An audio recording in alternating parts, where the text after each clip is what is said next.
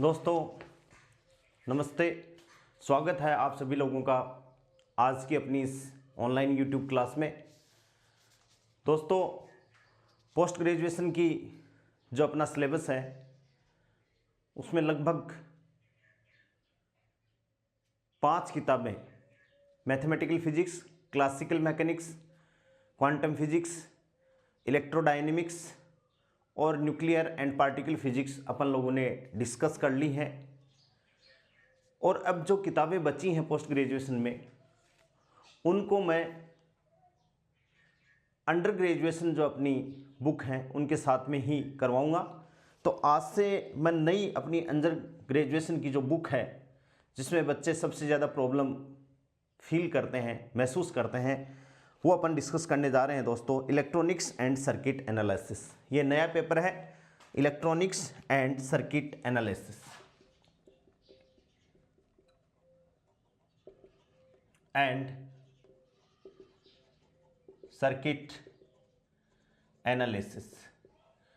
इसको अपन पहले analogue electronics अपने सिलेबस में है, यानी नेटवर्क क्या होता है, किरचॉफ्स लॉ है, किरचॉफ्स लॉ के बाद में 4 टर्मिनल नेटवर्क है, थ्योरम्स हैं, Thevenin, Norton, maximum power transformation theorem, superposition theorem, reciprocity theorem, वो सारी थ्योरम उन पे न्यूमेरिकल डिस्कस करने के बाद में रेक्टिफायर्स हैं, रेक्टिफायर्स में भी दोनों रेक्टिफायर, फिल्टर्स हैं, फिर अपने पास में ट्रांजिस्टर हैं, ट्रांजिस्टर में भी बीजेटी भी है, एफईटी भी है, मॉसफेट भी अपने सिलेबस में है।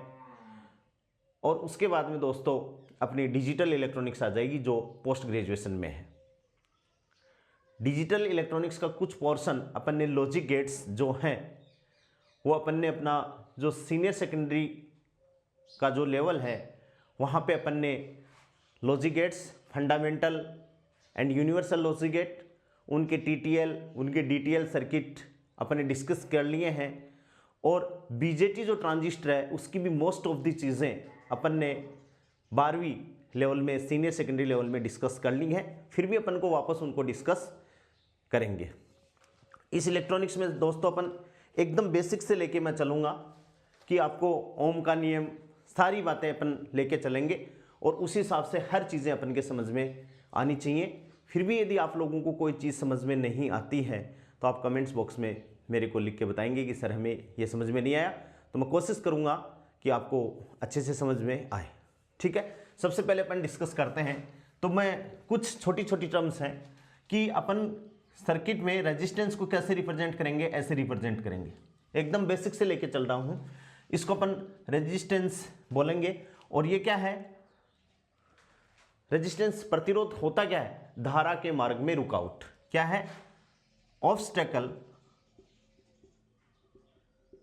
In the path of current, in the path of current. और यदि इसमें आई धारा प्रवाहित हो रही है तो इस रेजिस्टेंस पे पोटेंशियल ड्रॉप ओम के नियम से क्या होगा, V = IR। और इसको अपन क्या कहेंगे, प्रतिरोध कहेंगे। क्या कहेंगे, प्रतिरोध कहेंगे। दूसरी जब अपन बात करें इंडक्टर, ये क्या है, इंडक्टर है और इसके अंदर L से इसको डिनोट करते हैं और इसका जो प्रतिरोध होता है उसको अपन XL से डिनोट करते हैं, जिसको बोलते हैं प्रेरणिक प्रतिघात। क्या बोलते हैं दोस्तों, प्रेरणिक प्रतिघात, यानी ω/L। ठीक है, और XL = ओमेगा क्या है, एंगुलर फ्रीक्वेंसी, तो 2πfL। इसका मात्रक भी क्या होता है, ओम। रेजिस्टेंस का मात्रक भी क्या होता है, ओम होता है। और इसका मात्रक भी दोस्तों क्या होता है, ओम होता है। यानी प्रेरकत्व के अंदर जो धारा के मार्ग में रुकावट उत्पन्न करता है उसको अपन क्या कहते हैं, प्रेरणिक प्रतिघात कहते हैं। और इसके सिरों पर विभवांतर VL = -L dI/dt से दिया जाता है। यानी एक इंडक्टर के अक्रॉस जो पोटेंशियल डिफरेंस है दोस्तों वो VL = -L dI/dt। L क्या है, इस कुंडली का प्रेरकत्व है। ठीक है, इसको भी अपन ध्यान में रखेंगे, ये बेसिक्स है, बेसिक टर्म है। और तीसरी जो डिवाइस अपने पास में जनरली अपन जानते हैं वो है ट्रांजिस्टर। और ट्रांजिस्टर में कैपेसिटर और कैपेसिटर में एक इलेक्ट्रोड पॉजिटिव, दूसरा नेगेटिव।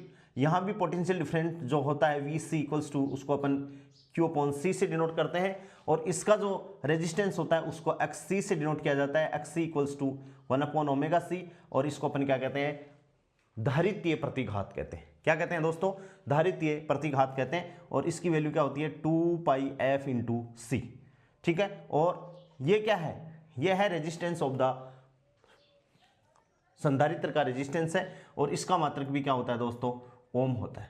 इसका मात्रक भी क्या होता है, ओम होता है, ठीक है। नेक्स्ट जब अपन बात करते हैं, नेक्स्ट अपने पास में क्या है, diode.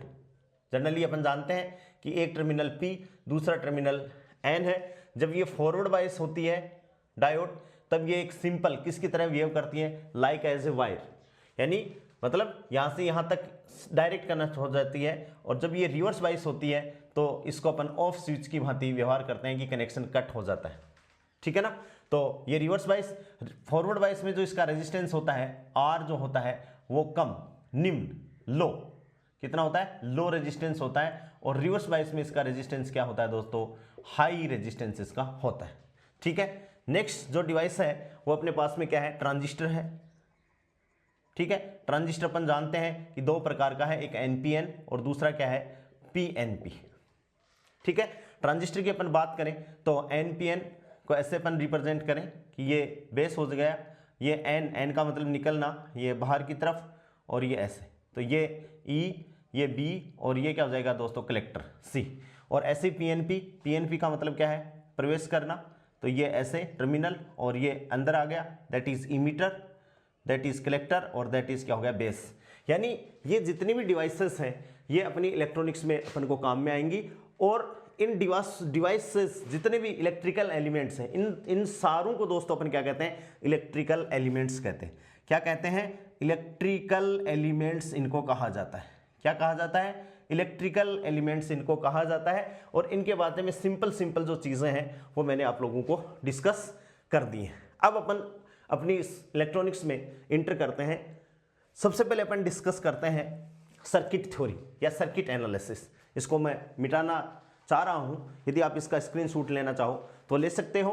These are the basic electrical circuits which are connected या which are used in electronics, जो कहाँ इलेक्ट्रॉनिक्स में काम में आएंगे, ठीक है।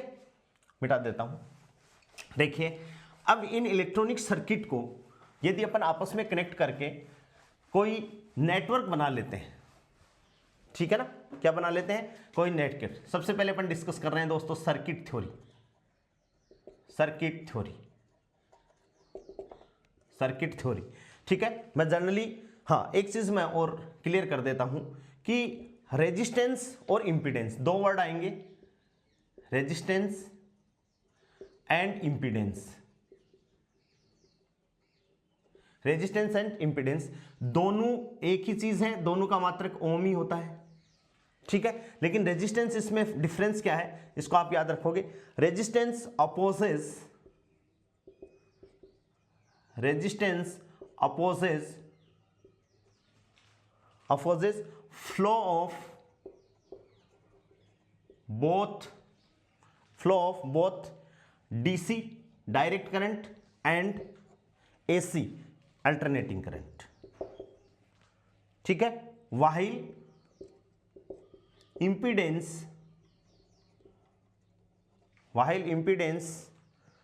solely opposes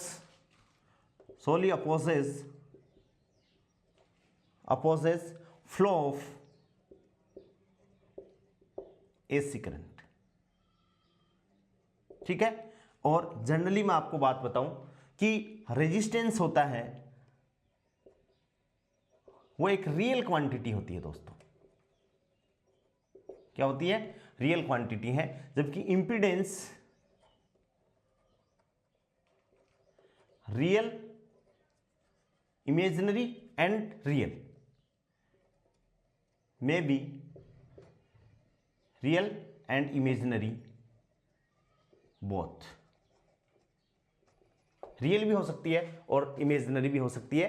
तो ये इंपीडेंस है, दोनों का मात्रक क्या होता है, ओम होता है। तो ये जनरली ये चीज पूछ सकते हैं आपको कि प्रतिरोध और प्रतिबाधा, रेजिस्टेंस एंड इंपीडेंस दोनों एक ही चीज है, दोनों का मात्रक एक ही है, लेकिन इन दोनों में डिफरेंस क्या है? तो रेजिस्टेंस हमेशा एक रियल क्वांटिटी है, और जब भी इंपीडेंस की अपन बात करते हैं तो दोस्तों जब अपन बात करेंगे किसकी, कैपेसिटर और इंडक्टर की, जब अपन बात करेंगे तो उनकी इंपीडेंस इमेजिनरी भी हो सकती है, ठीक है ना। तो वहां अपन जो यूज करेंगे उसको क्या करेंगे, इंपीडेंस की टर्म को यूज कर रहे हैं। और रेजिस्टेंस क्या है, इज ए रियल क्वांटिटी और which oppose the flow of current in a direct current and alternating current both, ठीक है। अब देखिए दोस्तों अपन बात करते हैं नेटवर्क की। क्या बात करते हैं अपन? नेटवर्क की।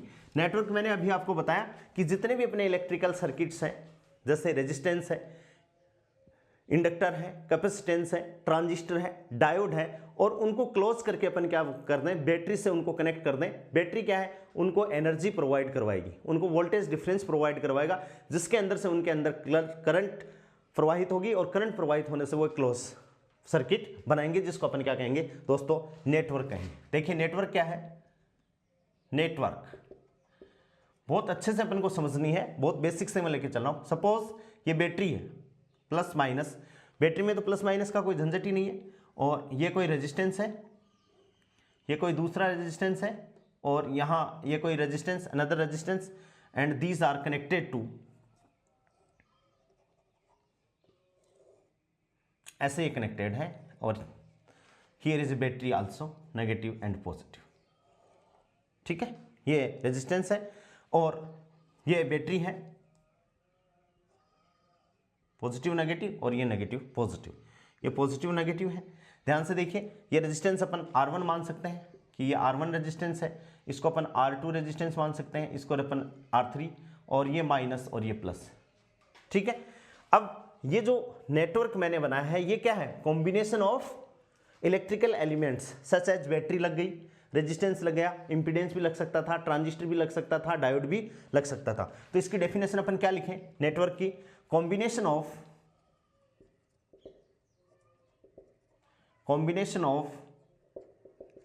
electrical elements such as battery, capacitor,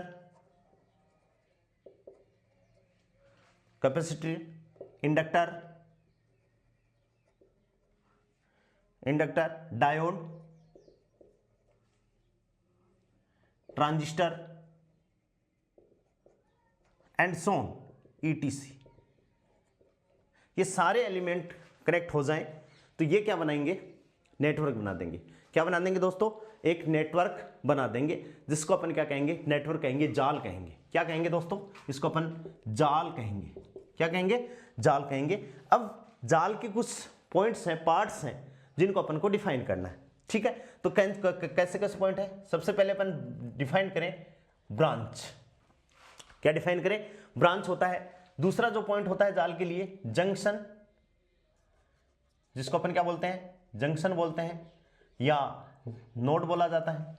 और तीसरी जब अपन बात करें तो वो क्या है दोस्तों, लूप, या उसको अपन क्या बोलते हैं, मैश।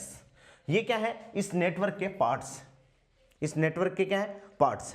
सपोज अपन ब्रांच को डिफाइन कर रहे हैं कि ब्रांच क्या होती है, कि जैसे ये नेटवर्क, ठीक है, तो ब्रांच क्या है कि किसी भी नेटवर्क का वह भुजा या वह आर्म जिसमें धारा की वैल्यू क्या हो, कांस्टेंट हो। जैसे ये बैटरी है और इस बैटरी से यहां धारा निकल रही है, तो यहां से देखिए ये करंट, जितनी करंट यहां है उतनी करंट यहां है, उतनी करंट क्या है, यहां, ठीक है। लेकिन यहां पर जाके करंट यहां भी अलग होगी, यहां भी अलग होगी। लेकिन इस पर्टिकुलर ब्रांच में अपन देखें, पर्टिकुलर आर्म में देखें, तो यहां भी करंट उतनी है जितनी यहां है, उतनी यहां है।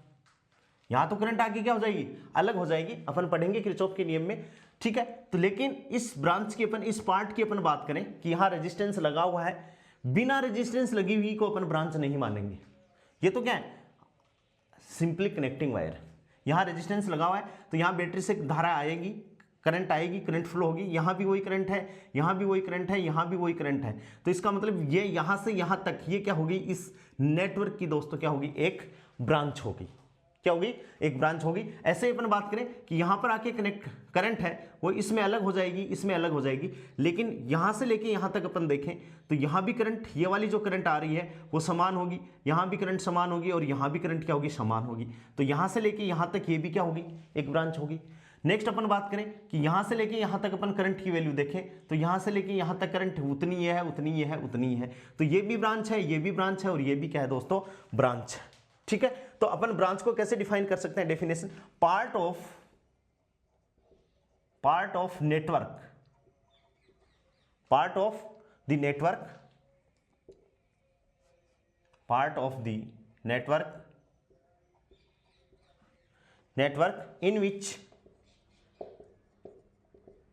in which value of current at every point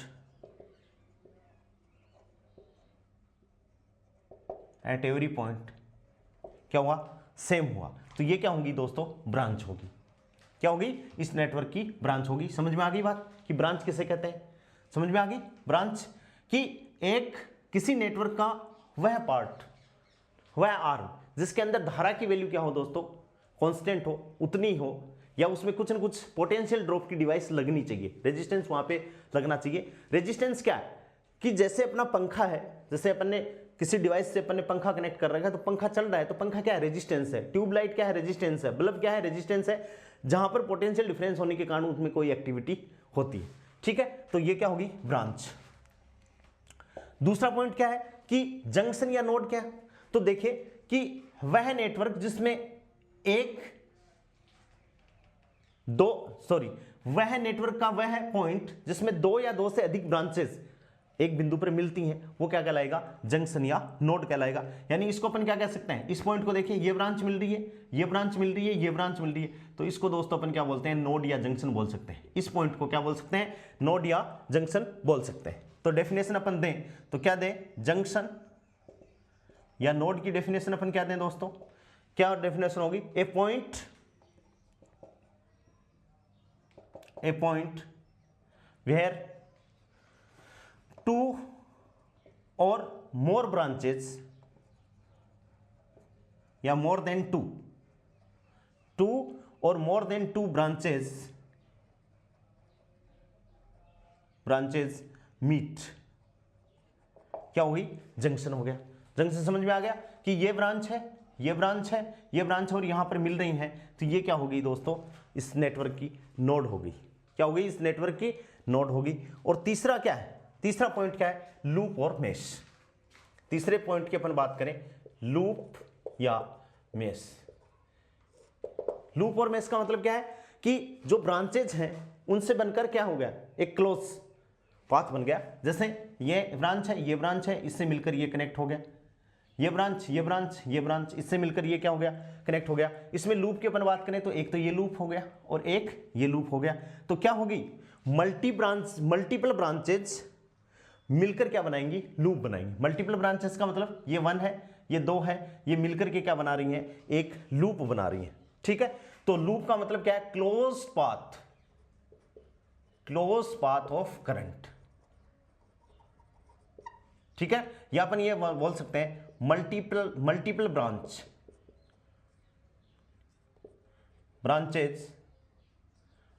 branches form A close loop. ठीक है, कहने का मतलब क्या हो गया कि यहां से जैसे ये करंट है, यहां करंट आ गई, यहां आ गई, यहां आ गई, तो यहां जैसे उस करंट का क्या हो गया, एक पाथ हो गया, जिसे अपन क्या कहेंगे, क्लोज लूप कहेंगे। क्लोज पाथ ऑफ करंट, कि जिसमें करंट की वैल्यू को अपन क्या माने, मेन मान ले इस लूप के लिए कि करंट की वैल्यू क्या होगी। जैसे यहां से I1 करंट है तो I1 आ गई, उसके कारण भी है, लेकिन अपन इस लूप के लिए कि करंट की वैल्यू क्या रहे, इसमें कांस्टेंट रहे, तो उससे अपन क्या कहेंगे दोस्तों, लूप कहेंगे।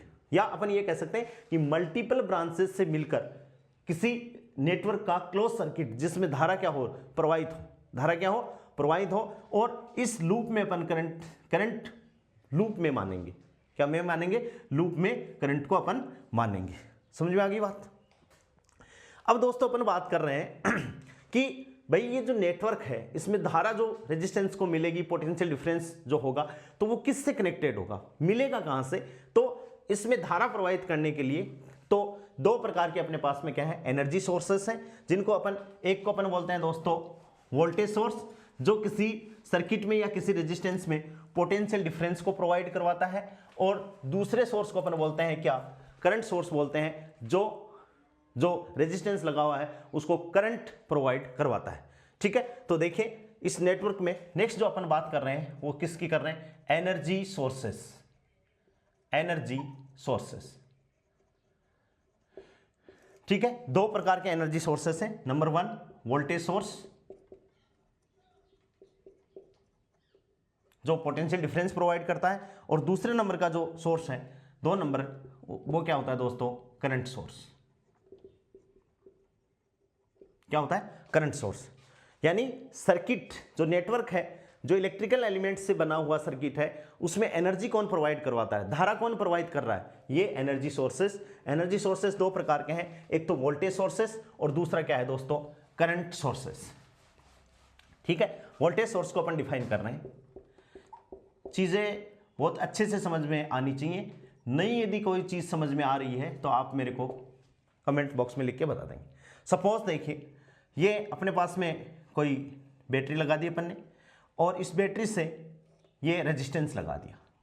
ये सोर्स का रेजिस्टेंस है, किसका है दोस्तों, सोर्स का रेजिस्टेंस है, या अपन कह सकते हैं internal resistance of the source. ठीक है, सपोज इंटरनल रेजिस्टेंस कहां तक, कि जैसे मान लो किसी बैटरी से अपनी सर्विस से जो पावर सप्लाई है वहां से कोई पंखे का तार कनेक्टेड है, तो सप्लाई से लेकर पंखे का तार तक, पूरा पंखे का तार वो क्या आएगा, उसके internal resistance of the source में आएगा। S stand for source. और जब वोल्टेज सोर्स की अपन बात करते हैं तो वोल्टेज सोर्स में इंटरनल रेजिस्टेंस जो सोर्स का है वो दोस्तों सीरीज में कनेक्टेड होता है, याद रखेंगे। ठीक है ना, और इस पे अपन ने क्या कर दिया, आगे क्या लगा दिया अपन ने, लोड रेजिस्टेंस।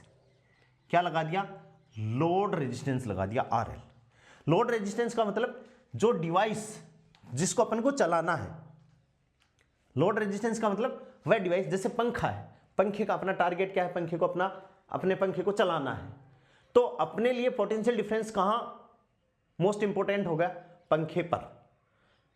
ठीक है, तो अपना लोड रेजिस्टेंस क्या हो गया दोस्तों, पंखा हो गया। तो जहां पर अपन को वोल्टेज को ऑपरेट करना है, या उसको अपन क्या कहेंगे दोस्तों, लोड रेजिस्टेंस कहेंगे। जैसे मान लो किसी पावर सप्लाई से अपन को बल्ब को जलाना है, तो बल्ब तो अपना क्या हो गया, लोड रेजिस्टेंस, और पावर सप्लाई से बल्ब तक जो तार गए हैं, जो भी तार गए हैं, चाहे वो एल्यूमिनियम के हो, तांबे, कैसे भी तार गए हैं, वो सारे के सारे क्या आ जाएंगे, सोर्स के इंटरनल रेजिस्टेंस में आ जाएंगे। ठीक है, और वोल्टेज सोर्स से आपको हमेशा याद रखना है, वोल्टेज सोर्स से इंटरनल जो रेजिस्टेंस है, internal resistance, internal resistance of the source, voltage source की बात कर रहा हूं, of the source, internal resistance of the source connected in series, connected in series. कि इंटरनल रेजिस्टेंस कहां पर कनेक्टेड होता है दोस्तों, सीरीज में कनेक्टेड होता है हमेशा। ये सोर्स का इंटरनल रेजिस्टेंस है, किसका इंटरनल रेजिस्टेंस है, this internal resistance is stands for the source. और रेजिस्टेंस का काम आप जानते ही हो क्या होता है, धारा के मार्ग में विरोधाभास या धारा के मार्ग को कम करना, या धारा को कम करने। ठीक है, अब देखिए लोड रेजिस्टेंस समझ गए। कई बार समस्या ये आती है कि सर ये लोड, इसको लोड क्यों कहते हैं। लोड रेजिस्टेंस का मतलब ये होता है जिस डिवाइस को आप ऑपरेट कर रहे हो उस डिवाइस खुद क्या है, एक रेजिस्टेंस है, क्योंकि वो पोटेंशियल ड्रॉप को क्या करेगा, वोल्टेज को खाएगा, दैट इज पोटेंशियल ड्रॉप होगा, दैट इज वो क्या है दोस्तों, लोड रेजिस्टेंस है। और वोल्टेज सोर्स में इंटरनल रेजिस्टेंस है, वो हमेशा किस में जोड़ते हैं अपन, इंटरनल रेजिस्टेंस को हमेशा क्या होंगे, सीरीज में जोड़ते हैं। और जितने भी वायर हैं इस लोड रेजिस्टेंस से, इस पावर सप्लाई से अपने लगे हुए हैं, कहां तक, अपना जो टारगेट है, जो अपना पंखा है, उससे पहले के जितने भी वायर्स लगे हुए हैं वो सारे के सारे, उन सभी का रेजिस्टेंस किस में काउंट होता है, इंटरनल रेजिस्टेंस में काउंट होता है। ठीक है, अब कई बार अपने पास में आता है कि आइडियल वोल्टेज सोर्स किसे कहते हैं। तो देखिए दोस्तों, ideal voltage source, ideal voltage source का मतलब क्या है कि जितना इस बैटरी का वोल्टेज है उतना का उतना अपन को कहां पर मिले, लोड पर मिले। उतना का उतना कहां पर मिले भाई, लोड पर मिले। तो लोड पर कब मिलेगा, जब RS की वैल्यू क्या हो भाई, RS की वैल्यू ज्यादा होगी तो इसमें धारा की मान क्या होगा, RS धारा का मान क्या होगा, कम होगा। ठीक है, तो RS की वैल्यू अपन इतनी कर दें कि इसके कारण क्या हो, पोटेंशियल ड्रॉप हो ही नहीं, जितना वोल्टेज यहां है उतना का उतना अपन को यहां मिल जाए। और ये कब पॉसिबल हो सकता है, जब RS क्या हो जाए, टेंस टू 0 हो जाए। देख लीजिए, यदि ये 0 हो जाएगा तो जितने वोल्ट की बैटरी है वो सारा का सारा पोटेंशियल ड्रॉप कहां होगा, लोड रेजिस्टेंस पे होगा। तो सोर्स अपना कैसा हो जाएगा, आइडियल वोल्टेज सोर्स हो जाएगा। समझ गए क्या, कि जो भी सीरीज में इंटरनल रेजिस्टेंस लगा हुआ है उसकी वैल्यू सारी की सारी वैल्यू क्या हो जाए दोस्तों, 0 हो जाए, टेंस टू 0 हो जाए। तो ये जो अपना सोर्सेस है वो कैसा सोर्स बन जाएगा दोस्तों, आइडियल वोल्टेज सोर्स बन जाएगा। ये तो होगी जनरली फीलिंग वाली बात। अब देखिए इसको अपन मैथमेटिकली भी प्रूव करते हैं कि भाई वास्तव में सही है क्या। देखो I इक्वल्स टू, इसमें सपोज माना इसके कारण करंट प्रवाहित हो रही है और ये दोनों के दोनों रेजिस्टेंस हैं वो किस क्रम में लगे हुए हैं भाई, सीरीज में कनेक्टेड है। और सीरीज में इक्विवेलेंट रेजिस्टेंस क्या होता है, दोनों के योग के बराबर। यानी इस पूरे नेटवर्क में इक्विवेलेंट जो रेजिस्टेंस है वो कितना हो गया, RS प्लस RL। ठीक है, यहां पर मैं आपको प्रतिरोधों का श्रेणी क्रम और समांतर क्रम नहीं बता रहा, वो 10वीं क्लास की बातें हैं। सीरीज में है तो RS R1 plus R2 plus R3 and so on, और पैरेलल में है तो 1/R equals to 1/R1 plus 1/R2 and so on. और ध्यान रखेंगे कि जब भी सीरीज में रेजिस्टेंस कनेक्टेड होते हैं, चाहे वो चांदी का हो चाहे एल्यूमिनियम का हो, सारे रेजिस्टेंस में जो धारा का मान है वो समान होगा, हमेशा याद रखोगे। ठीक है, तो इस सर्किट में से करंट क्या होगी, ओम के नियम से I इक्वल्स टू क्या होता है, V/R, और R इक्वल्स टू क्या है दोस्तों, RS प्लस RL। क्या है, RS प्लस RL। ये क्या है, current in the circuit, current in the circuit, या इस जो ये कनेक्टेड है नेटवर्क जो कनेक्टेड है इसमें क्या हो रही है, धारा प्रवाहित हो रही है।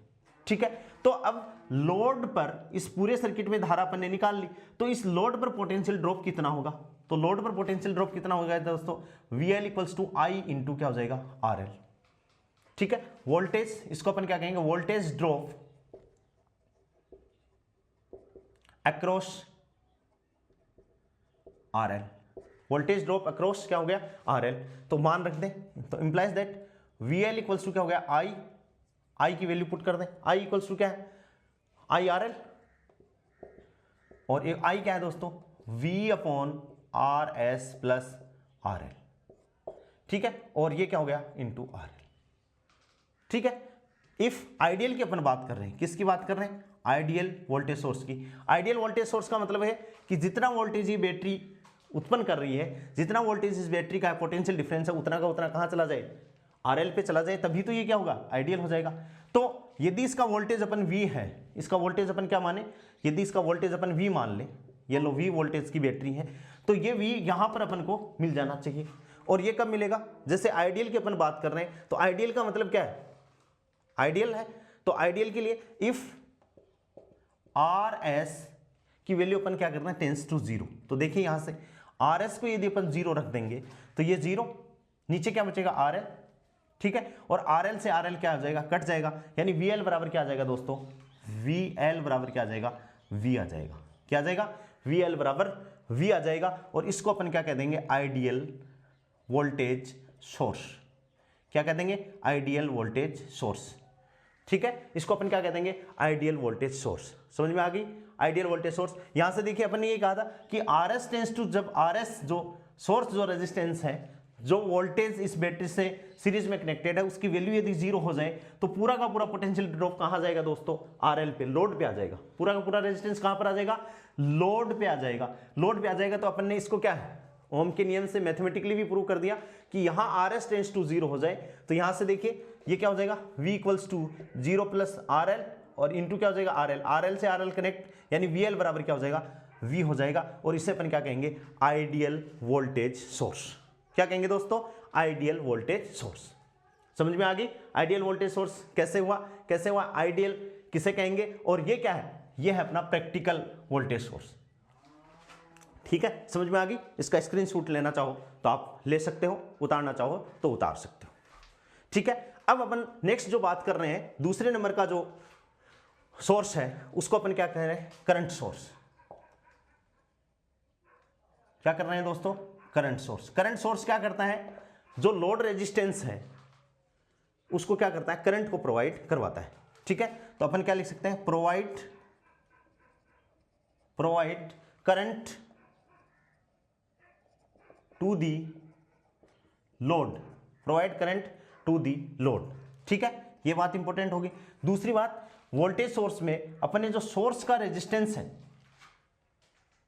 जिसको सीरीज में अपन ने कनेक्ट किया है, वैसे ही करंट सोर्स में जो सोर्स का जो इंटरनल रेजिस्टेंस है उसको अपन किस में कनेक्ट करेंगे दोस्तों, पैरेलल में कनेक्ट करेंगे। तो यानी अपन क्या कह सकते हैं, internal resistance connected in parallel,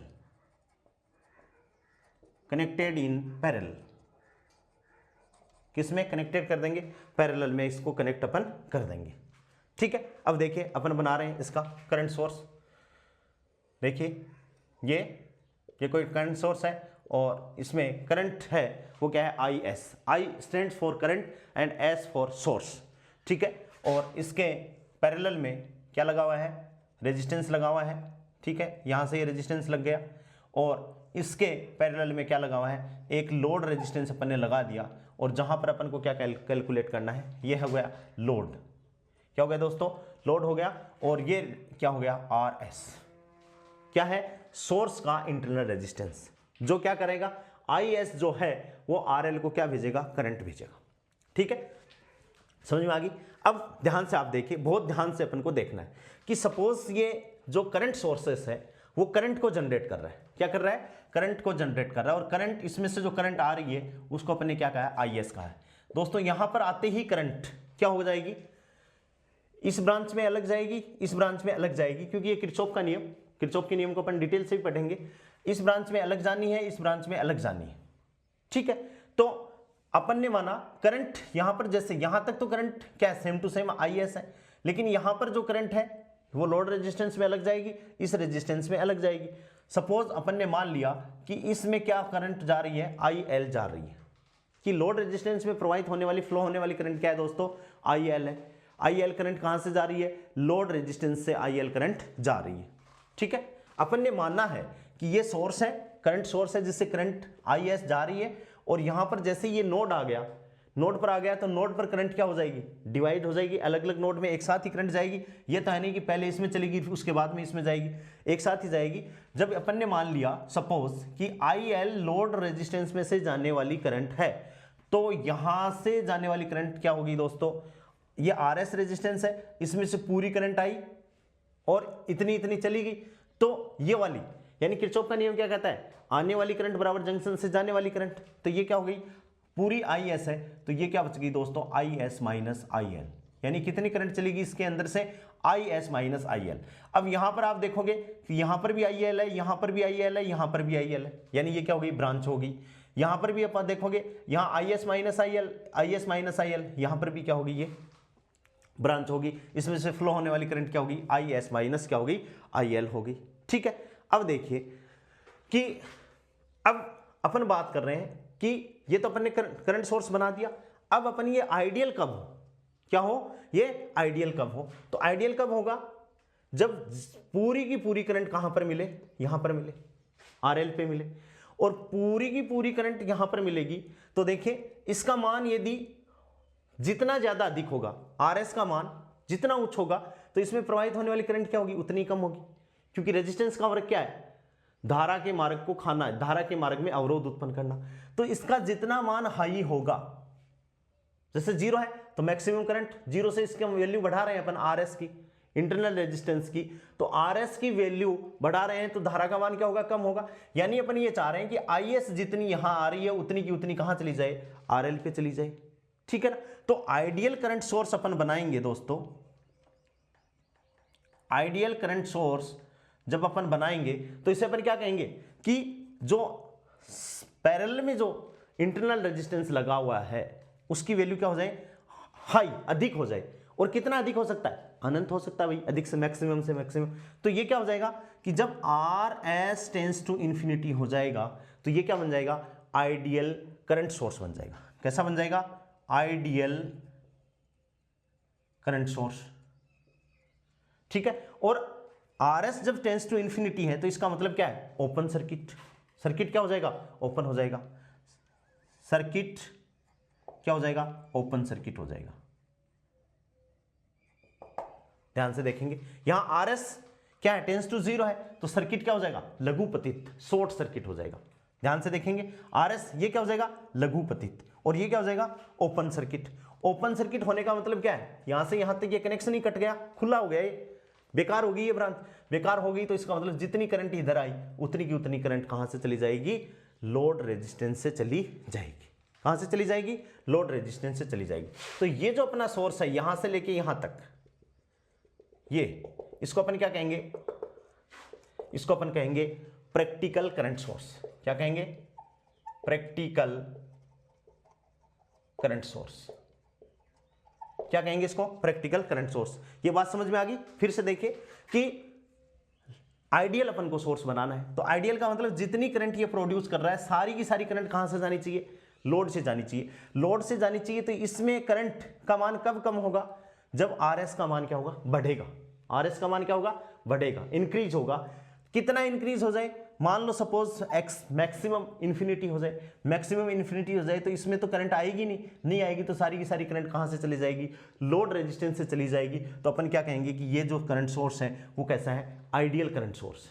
कैसा है, आइडियल करंट सोर्स। और RS इंफिनिटी, अनंत होना, रेजिस्टेंस का अनंत होना का मतलब क्या है कि ये सर्किट यहां से क्या हो गया दोस्तों, ओपन हो गया। क्या हो गया, सर्किट क्या हो गया, ओपन सर्किट हो गया। जब सर्किट ही ओपन सर्किट हो गया तो यहां से ये कनेक्शन ही क्या हो गए, इसके कट हो गए, पूरी की पूरी ब्रांच जितना करंट ये प्रोड्यूस करेगी उतना का उतना करंट कहां से चला जाएगा, लोड से चले जाएगा। लोड से चले जाएगा तो ये सोर्स कैसा हो जाएगा दोस्तों, आइडियल करंट सोर्स हो जाएगा। कैसा हो जाएगा, आइडियल करंट सोर्स हो जाएगा। ठीक है, इसको अपन और अच्छे से कैसे डिफाइन कर सकते हैं, मैथमेटिकली देखिए, करंट डिवीजन रूल से। किससे इसको एक्सप्लेन करें अपन, करंट डिवीजन रूल से अपन इसको और एक्सप्लेन कर सकते हैं।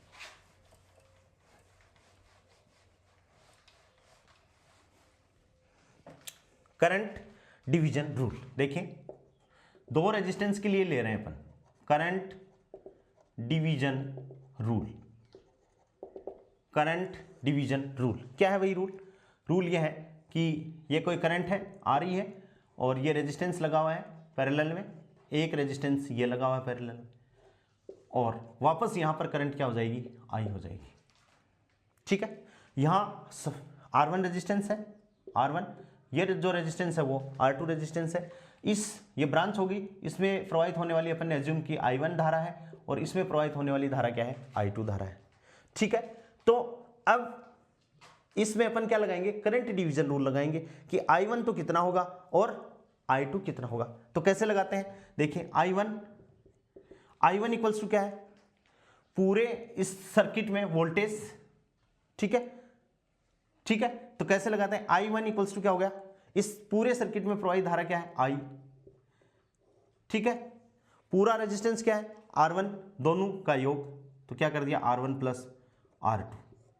ठीक है, I1 क्या है, पहले वाले रेजिस्टेंस में प्रवाहित होने वाली धारा है I1, तो किससे मल्टीप्लाई कर देंगे, R2 से, याद रखेंगे इसको। ठीक है, I1 equals to I total resistance R1 plus R2, और इसमें अपन ने क्या कर दिया, किससे मल्टीप्लाई कर दिया, R2 से मल्टीप्लाई कर दिया। ठीक है, ऐसे ही I2 को अपन करें तो क्या हो जाएगा, I2 बराबर I पूरे सर्किट में current R1 plus R2। I2 कौन से है, दूसरे रेजिस्टेंस से प्रवाहित होने वाली धारा है, तो इसको अपन किससे मल्टीप्लाई कर देंगे, R1। ये जो रूल बनाया है करंट डिवीजन रूल, ये केवल दो इसी के लिए वैलिड है। कभी तीन रेजिस्टेंस हो तो आप R1 plus R2 plus R3 मत कर देना, उसको अपन अलग से डेरिवेशन होगा। जब दो ही हैं तो इससे अपन क्या, करंट डिवीजन रूल, यानी सर्किट में प्रवाहित होने वाली पूरी धारा बटे R1 प्लस R2 रेजिस्टेंस है। ठीक है, और R2 से इसको मल्टीप्लाई कर दिया। ठीक है, यानी जिस ब्रांच में करंट प्रवाहित हो रही है उसके नेक्स्ट जो अलग ब्रांच है उसके रेजिस्टेंस से इसको मल्टीप्लाई अपन करेंगे। ठीक है, और I2 कितने हो गया, I equals to R1 plus R2 into RN। ठीक है, ये केवल दो रेजिस्टेंस के लिए ही वैलिड है, only valid only for two resistance. तीन हो तो ये मत लगा देना, करंट डिवीजन रूल।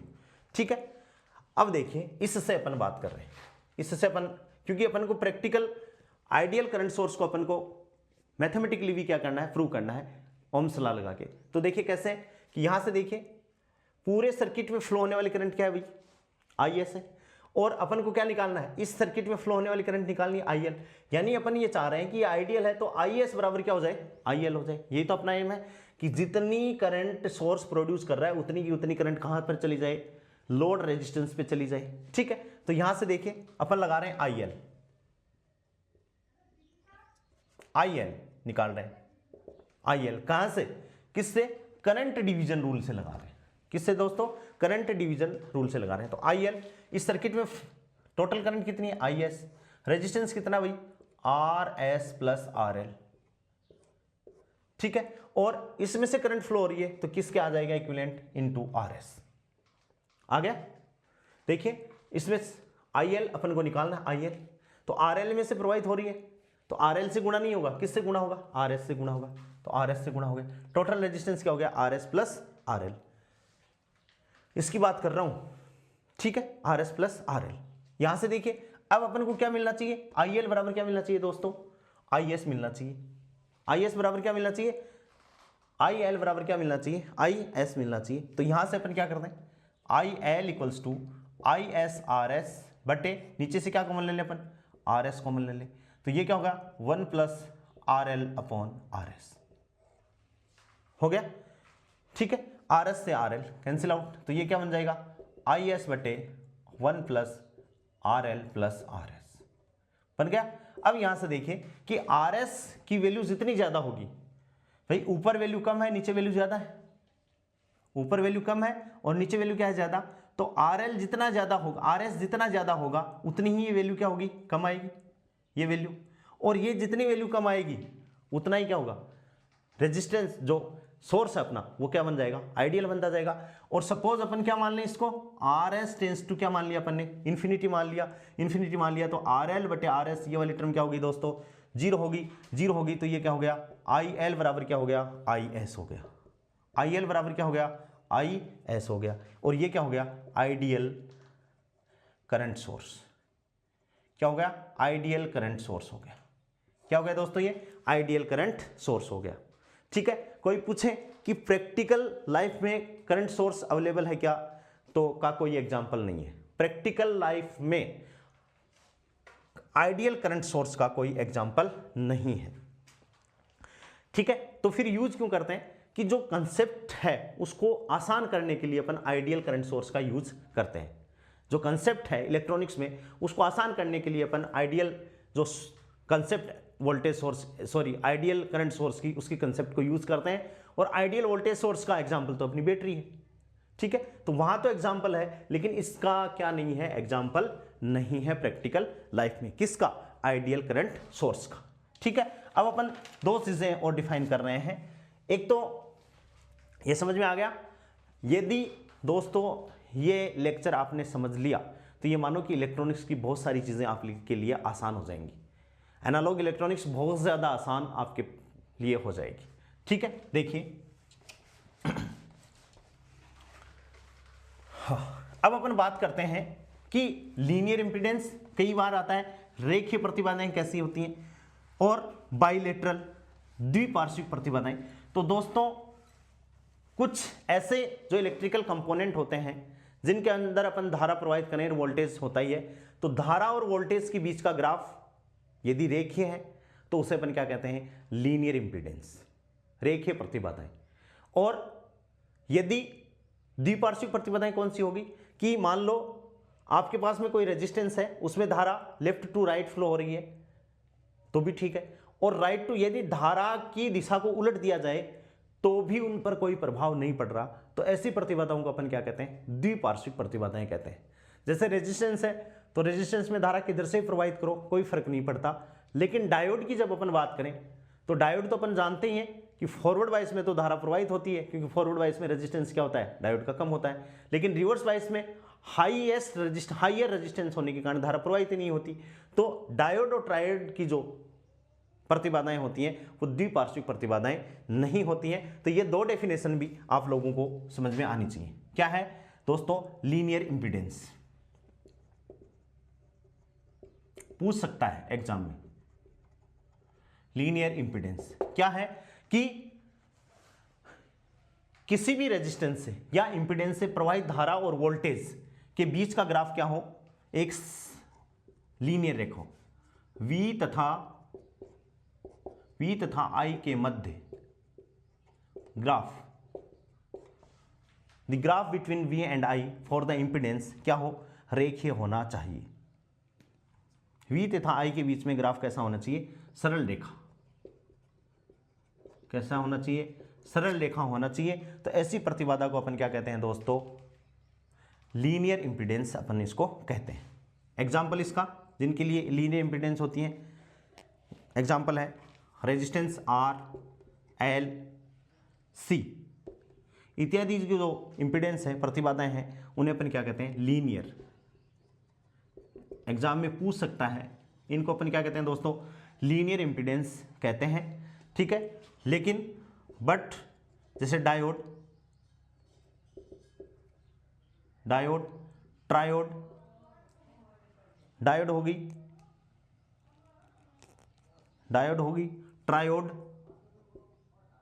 ट्रायोड, अर्धचालक डायोड यानी पीएन डायोड, ट्रांजिस्टर,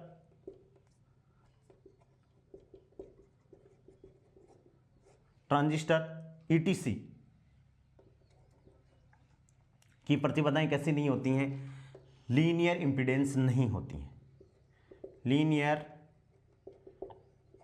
इंपीडेंस नहीं होती हैं।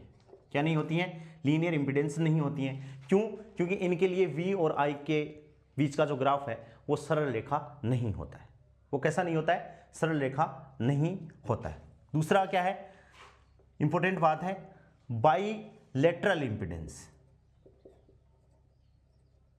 ये सिंपल कुछ डेफिनेशन है। बाईलेटरल इंपीडेंस का मतलब क्या है कि ऐसी अपने पास में कोई डिवाइस है या कोई इलेक्ट्रिकल एलिमेंट है जिसमें जैसे ये है रेजिस्टेंस है, इसमें धारा अपन ने ऐसे प्रवाहित की तो भी कोई नहीं है, potential difference V equals to I आ रहेगा। और धारा की दिशा को अपन उलट दें, यदि धारा को अपन ऐसे कर दें तो भी पोटेंशियल डिफरेंस क्या आएगा दोस्तों, V इक्वल्स टू I आ रहा है। क्योंकि जब अपन किसी प्रतिरोध में धारा प्रवाहित करते हैं तो उसका प्लस माइनस तो अपन को पता ही नहीं है। तो चाहे धारा ऐसे प्रवाहित हो, चाहे धारा ऐसे प्रवाहित हो, इसकी कैरेक्टरिस्टिक्स पे कोई फर्क नहीं पड़ेगा। लेकिन जब अपन डायोड की बात करें तो डायोड अपन जानते हैं कि धारा ऐसे फॉरवर्ड बायस में होती है तो धारा प्रवाहित होती है, लेकिन जैसे ही इसको रिवर्स बायस में अपन करेंगे तो इसमें से तो धारा प्रवाहित होती नहीं है। क्योंकि रिवर्स बायस में क्या है, रेजिस्टेंस बहुत हाई होता है तो धारा प्रवाहित होती नहीं है। तो क्या हो जाएगा, चेंज हो जाएगा, मतलब इसके कैरेक्टराइजेशन क्या हो जाएंगे, चेंज हो जाएंगे। तो ऐसी प्रतिबाधाओं को अपन क्या कहेंगे दोस्तों, बाईलेटरल इंपीडेंस अपन कहेंगे। यानी अपन कहें कि प्रवाहित धारा की दिशा को उलटने पर, इसमें अपन लिख दें प्रवाहित धारा की दिशा पलटने पर या उलटने पर, प्रवाहित धारा की दिशा को चेंज करने पर, उलटने पर प्रतिबाधा, इंपीडेंस या रेजिस्टेंस, इंपीडेंस का मान अपरिवर्तित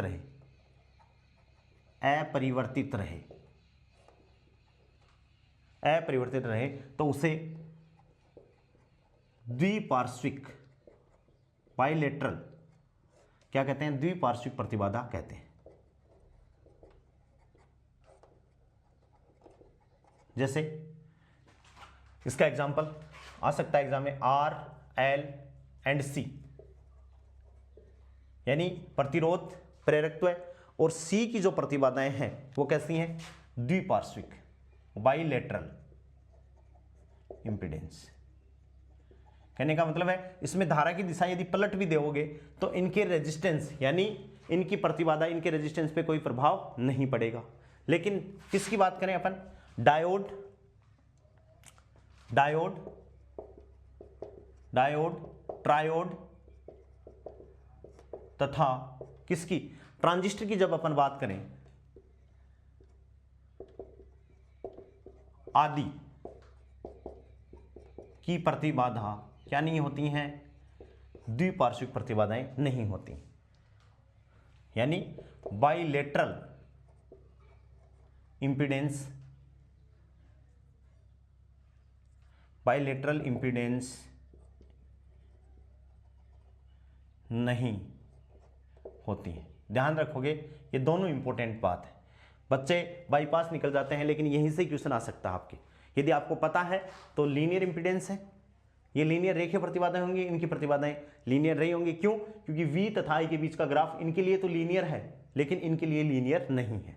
ठीक है, द्विपार्श्विक प्रतिबाधाएं क्या है कि इलेक्ट्रिकल अपना जो सर्किट है उसमें अपन धारा प्रवाहित कर रहे हैं और धारा को उलट दें तो इनके रेजिस्टेंस पे कोई इफेक्ट नहीं पड़ेगा। जबकि डायोड में अपन जानते हैं कि डायोड जब फॉरवर्ड बायस में होता है तब तो उसका रेजिस्टेंस क्या होता है, बहुत अल्प, क्योंकि धारा ज्यादा प्रवाहित हो रही है। और जब रिवर्स बायस में अपन यूज करते हैं क्योंकि धारा की दिशा उलट दी, धारा की दिशा उलट दी इसका मतलब रिवर्स बायस हो गया, रिवर्स बायस में रेजिस्टेंस क्या हो जाएगा, बहुत ज्यादा हो जाएगा, ये अपन पढ़ते हैं। तो बहुत ज्यादा रेजिस्टेंस हो गया तो क्या हो गया, रेजिस्टेंस का मतलब इंपीडेंस ही है। यदि इंपीडेंस रियल क्वांटिटी है तो impedance is known as resistance. तो जब इनके रेजिस्टेंस की वैल्यू क्या होगी, चेंज होगी, तो इसकी इनकी जो प्रतिबाधाएं हैं, इन इलेक्ट्रिकल गैजेट्स की जो प्रतिबाधाएं हैं दोस्तों, इनको अपन क्या कहेंगे, क्या कहेंगे, इनको बाइलेटरल इंपीडेंस इनको अपन कहेंगे। क्या कहेंगे, बाइलेटरल इंपीडेंस कहेंगे। ठीक है, अब दोस्तों सपोज मैं आपको बैटरी के बारे में डिस्कशन और कर देता हूं कि बैटरी को अपन कैसे माने। ठीक है, बैटरी को अपन कैसे माने। सपोज ये अपने पास में कोई बैटरी है, जैसे ये प्लस और ये माइनस, ठीक है, और अपन ने मान लिया कि इसका वोल्टेज कितना है, 10 वोल्ट। बैटरी को आपको ऑपरेट करना आना चाहिए कि बैटरी होती क्या है, ध्यान दोगे बात को, 10 वोल्ट। इसका मतलब क्या है, बैटरी होता क्या है, वोल्टेज तो होता नहीं है बैटरी का,